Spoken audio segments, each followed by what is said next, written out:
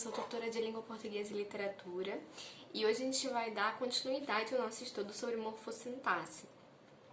Estávamos começando nas classes morfológicas, já vimos o substantivo, hoje iremos ver os adjetivos e os artigos. Vamos seguir. Primeiro, o adjetivo. O que é o adjetivo? O adjetivo é uma palavra que classifica, que qualifica ou que modifica um substantivo. Então, dá sentido àquele substantivo. O adjetivo ele é uma classe variável de palavras, assim como o substantivo, varia em gênero, em número e grau. A gente já falou sobre essa variação, gênero, variação masculino e feminino, número, variação singular plural, grau, variação aumentativo, diminutivo e normal. Ok? Dentro do adjetivo, você pode ter tanto um adjetivo primitivo quanto um adjetivo derivado. Como eu já falei antes, vai escrevendo todas essas coisas, vai anotando, não deixe de anotar, essa parte é muito importante. No substantivo, o substantivo primitivo era a palavra que veio antes. E o substantivo derivado era a palavra que derivava do substantivo primitivo. Lembra que a gente viu pedra e pedreiro? Aqui também é a mesma coisa. Quando a gente fala de adjetivo, look, olha, o mau menino foi à escola. O menino maldoso foi à escola. Atenção, qual é o adjetivo aqui?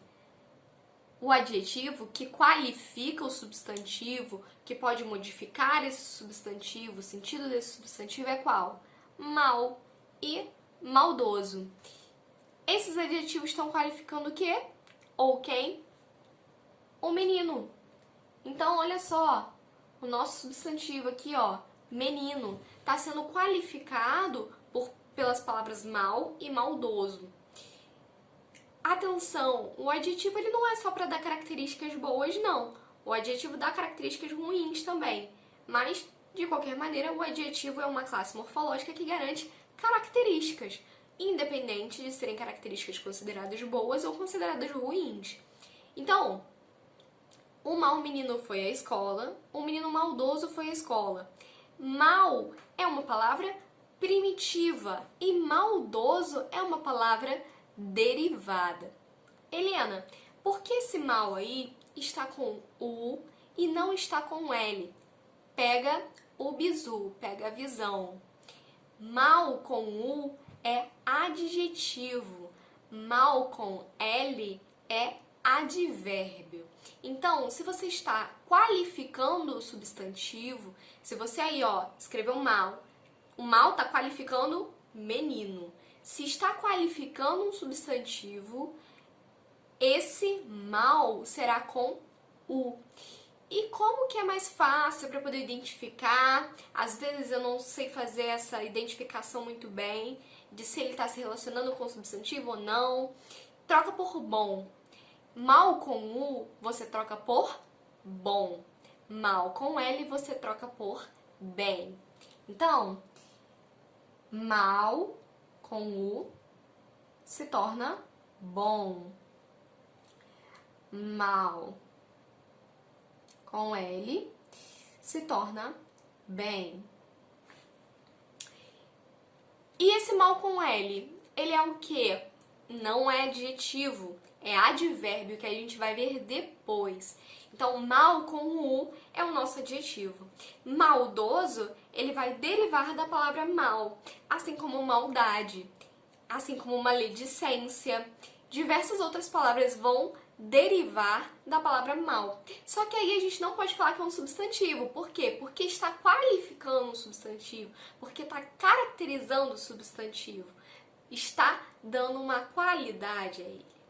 Simples ou composto, na mesma lógica lá do substantivo.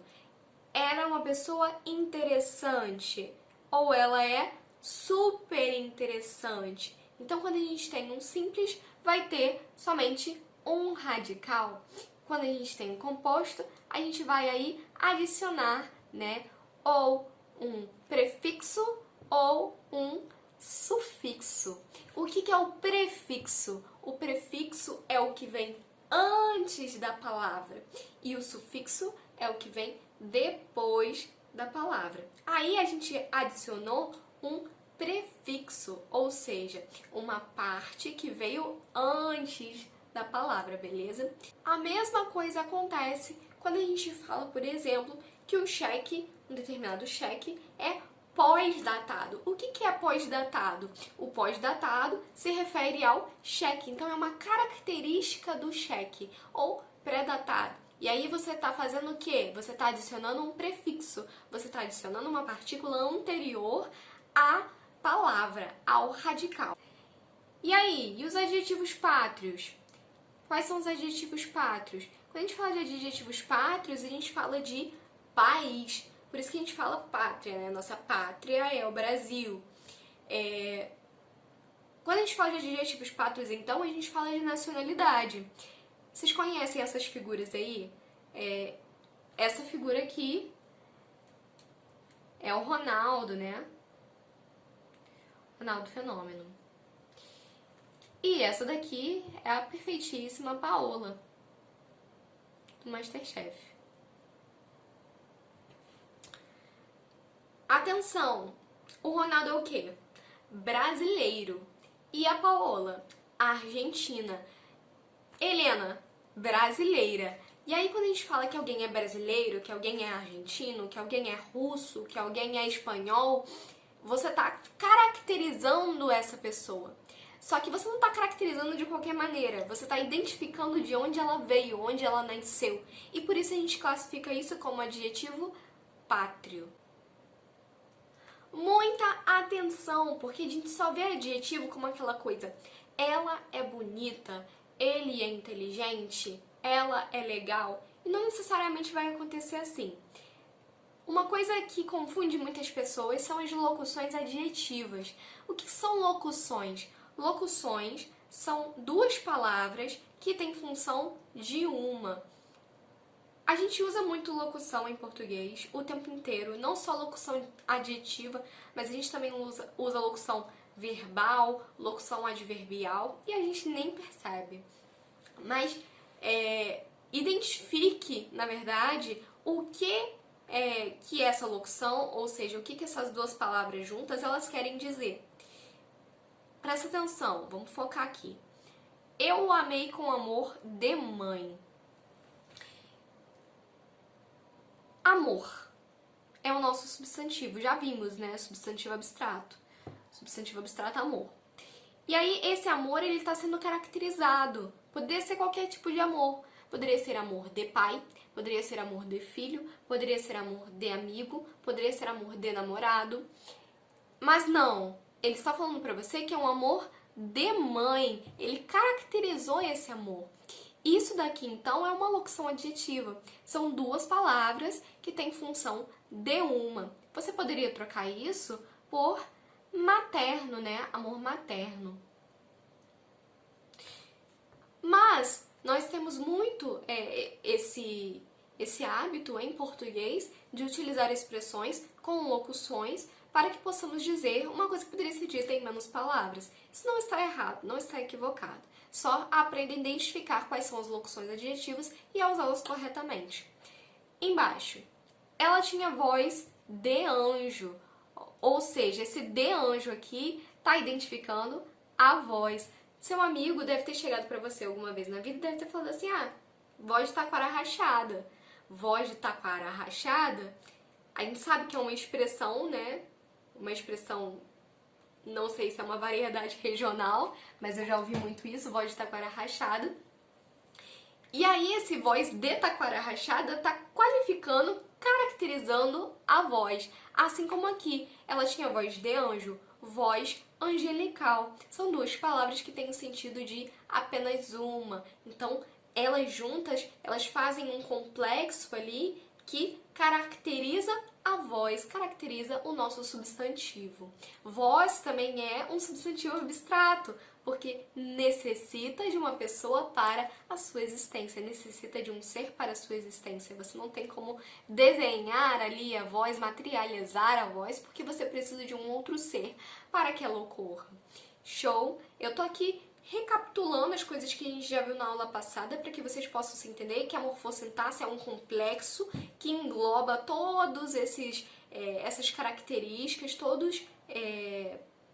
todas essas funções gramaticais e vão ser necessárias posteriormente.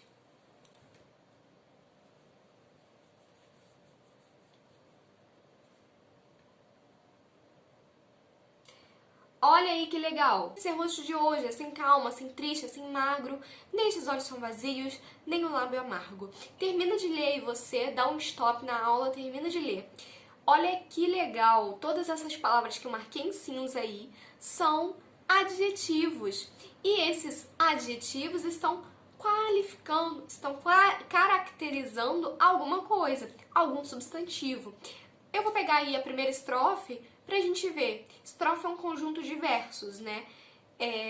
Eu não tinha este rosto de hoje. Assim calmo, assim triste, assim magro. Então, quando ele fala de calmo, triste e magro, ele tá se referindo a quê? Responde aí. Sim, ele tá se referindo a rosto. Então, ele fala assim calmo, assim triste, assim magro, se referindo a rosto. Nem esses olhos estão vazios, nem o lábio amargo. Vazios se refere a olhos e amargo se refere a lábio. Então, todas essas palavras aí são caracterizando substantivos e, portanto, são adjetivos. Pega essas palavras embaixo que eu marquei em cinza e puxa uma setinha delas para o substantivo que elas estão indicando, para você identificar a qual substantivo elas se referem. Isso é muito importante. Por que é importante? É importante para a gente manter a concordância nominal, que a gente vai falar depois muito bem. Vamos para os artigos. Os artigos, eles também irão classificar, caracterizar o nosso substantivo, irão vir junto com os nossos substantivos. Look, ela é uma menina bonita. Menina é o nosso substantivo. Bonita, a gente já viu que é um adjetivo que se refere à menina. Mas isso daqui, ó, uma. Uma está também caracterizando a menina. Ela é uma menina bonita. Uma tá aqui, ó, do ladinho de menina, caracterizando menina. Você poderia ter, ela é a menina bonita. E olha só, a menina bonita tem um sentido diferente de uma menina bonita. E aqui vamos ver. Nós temos dois tipos de artigos. Temos os artigos que são definidos e os artigos que são indefinidos. Aqui, nos artigos definidos, nós temos a, o, as, os. Por que esses artigos são chamados de definidos?